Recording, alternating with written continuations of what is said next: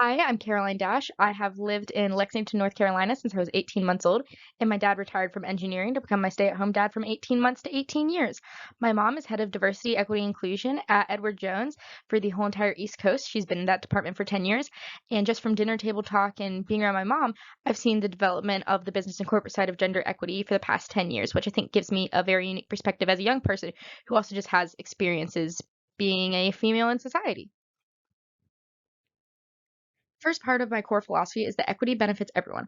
Gender equity isn't just equality, but providing services and resources to disadvantaged groups so they can have an equal start.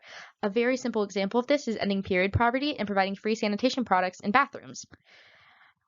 This also leads into that equity to the most privileged individuals is seen as radical or unfair because their normal is superiority over others. Normally, men have an extra $100 in their pockets every year because they don't have to buy any period sanitary products. So they don't really even think about the superiority they have over others. Now, they might not really support free period products, but someone they love is definitely going to need them. Like their daughter, their sister, their mother, it will benefit someone that they care deeply for. The other thing about equity benefiting everyone is that diversity of thought fosters innovation, which leads to economic growth. This doesn't just go for period products, but if you are a woman in STEM, that can give more ideas into how to solve a problem, how to, in the business world, how to appeal to other groups, not just in gender, but in religion, race, and other diversity. It will lead to economic growth and innovation. The next part of my core philosophy is gender equity is beyond binary. So, gender is the feminine and masculine traits that make up a person's identity. This goes beyond the XX and XY 23rd chromosomes that give us our biological sex.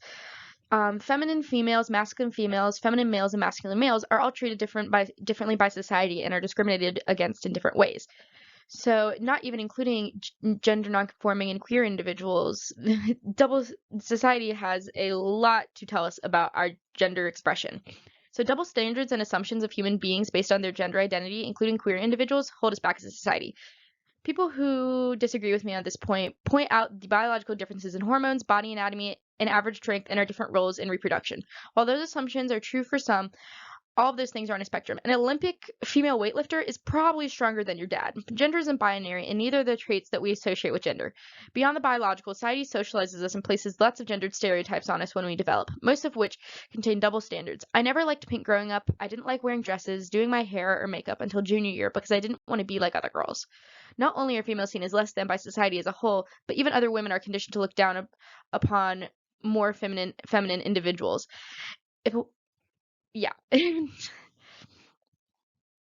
next super important thing is how your identity shapes who you are. Specifically, me.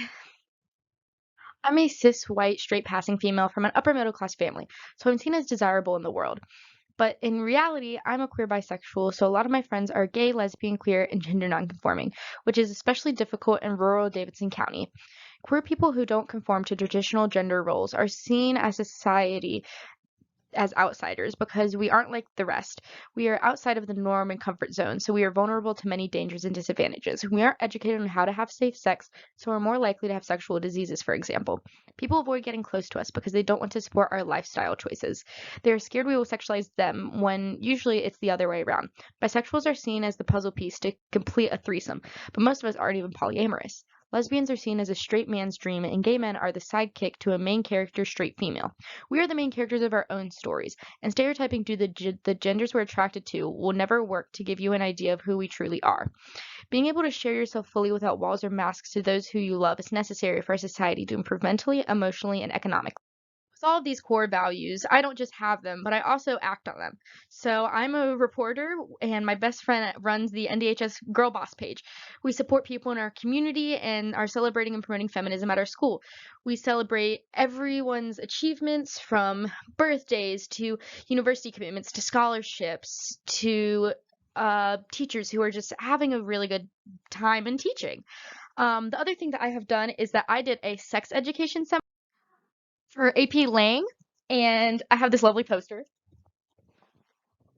I know you can't really see it, and I have limited time, but one of the crown jewels of it is that I had a game that was called Is It a Made Up Word or a Part of the Female Anatomy? And only the school nurse got a 100%. I want to thank my friends for supporting me, and uh, thank you for listening. Yay!